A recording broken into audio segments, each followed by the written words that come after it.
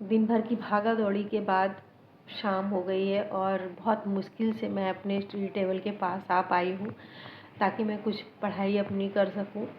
Morning में भी भागम भाग हो जाती है तो बिल्कुल पढ़ाई नहीं हो पाती है और काम का प्रेशर इतना है कि बिल्कुल शाम 5 बजे तक आपको बैठना ही है।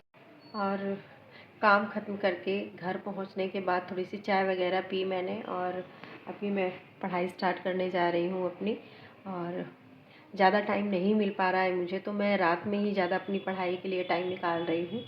लगभग 8 से 12 एक ऐसे ही पढ़ रही हूँ। 5 से 6 घंटे तो मुझे निकालने ही हैं और इससे कम अगर पढ़ाई करनी है तो फिर कुछ नहीं होने वाला है। तो बस ऐसे ही मैनेज करना हो रहा है अपनी पढ़ाई और काम को एक साथ, क्योंकि अगर आप काम छोड़ते हैं वो भी ठीक नहीं है और पढ़ाई अगर आप छोड़ देते हैं तो वो भी दिक्कत की बात है, क्योंकि एग्ज़ाम में अब टाइम ज़्यादा नहीं रहेगा। इस बार सुनने में आ रहा है जून या जुलाई में एग्ज़ाम हो जाएंगे, तो उसके लिए पढ़ना तो पड़ेगा ही। और अभी मैं अपनी बुक्स निकाल के पढ़ाई करने जा रही थी।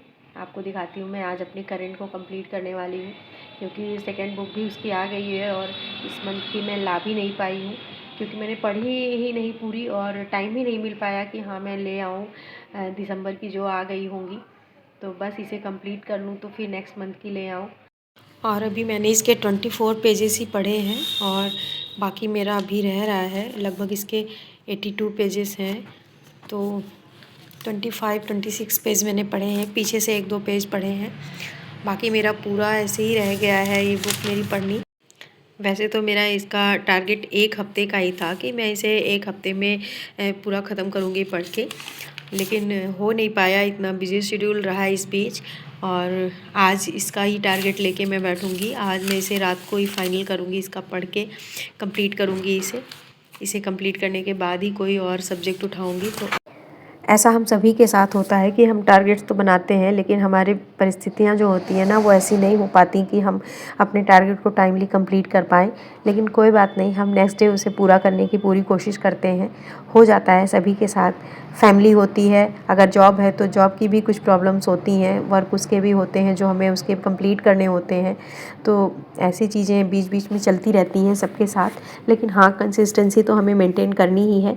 हम रात को पढ़ें या दिन को पढ़ें या फिर मॉर्निंग में पढ़ें, जैसे भी टाइम मिल जाए वैसे ही मैनेज करें, लेकिन पढ़ाई तो बिल्कुल करनी ही है।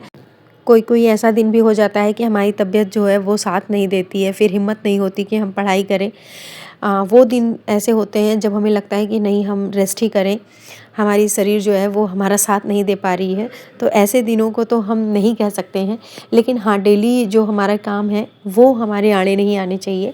उसके लिए हमें ऐसा टाइम मैनेज करना चाहिए कि हम जो पढ़ाई कर रहे हैं ना, वो टाइम हमें ज़रूर मिल जाए, कि हम अपनी पढ़ाई के लिए जो टाइम फिक्स कर रखा है हमने 2 से 4 घंटे, 5 घंटे, जो भी जितना हम दे पाते हैं वो तो ज़रूर ही दें।